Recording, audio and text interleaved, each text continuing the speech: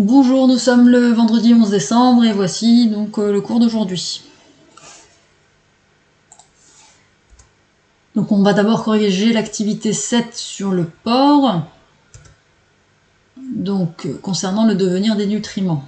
Donc on vous dit chez le porc, on mesure la quantité de glucose présent dans le sang, entrant et sortant des organes du tube digestif. On obtient les moyennes suivantes. On a les organes, le glucose qui entre dans les organes, le glucose qui sort des organes. Donc au niveau de l'œsophage, on a 1 mg par litre de sang qui entre dans les organes, on a 0,9 mg par litre qui sortent. L'estomac, 1 mg par litre qui rentre, 0,7 mg par litre qui sort.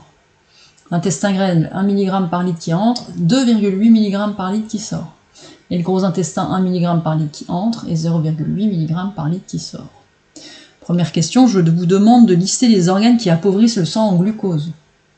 Donc un appauvrissement, c'est quand on a une quantité de glucose qui sort inférieure à la quantité qui rentre. Donc on a le 0,907 ici, le 0,907 pour l'œsophage et l'estomac, et le 0,8 ici pour le gros intestin. Donc nos organes, c'est œsophage, estomac, gros intestin qui vont appauvrir le sang en glucose.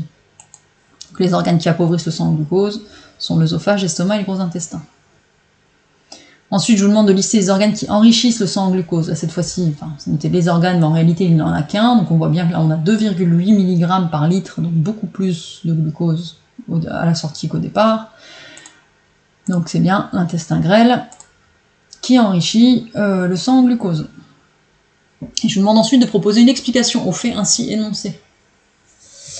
Donc l'œsophage, l'estomac, l'intestin grêle, le gros intestin, on a bien des aliments qui vont passer à travers ces organes. Mais le seul qui est capable en fait d'absorber les nutriments et notamment le glucose, ça va être l'intestin grêle. Donc l'intestin grêle est un organe qui absorbe les nutriments et donc le glucose. Les autres consomment uniquement les nutriments pour assurer leur bon fonctionnement. Voilà, donc c'est ça qu'il faut retenir. Tous les organes du corps humain consomment des nutriments, notamment l'œsophage, l'estomac, le gros intestin. L'intestin grêle, lui, va en produire. Alors c'est pas qu'il en produit, il va en consommer également pour bien fonctionner. Mais en même temps, il va en absorber. Il va absorber les nutriments qui viennent de l'alimentation.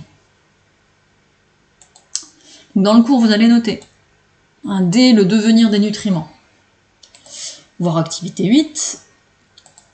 Et donc, comme chez l'être humain, les animaux vont digérer les aliments afin qu'ils deviennent des nutriments. Ceux-ci vont être absorbés au niveau de l'intestin grêle par l'organisme et ensuite être distribués au lieu d'utilisation. Donc les lieux d'utilisation, c'est les autres organes. Donc cela permet à l'organisme d'assurer ses besoins, la croissance et le développement, le renouvellement des cellules, la réalisation des réactions chimiques nécessaires à son fonctionnement.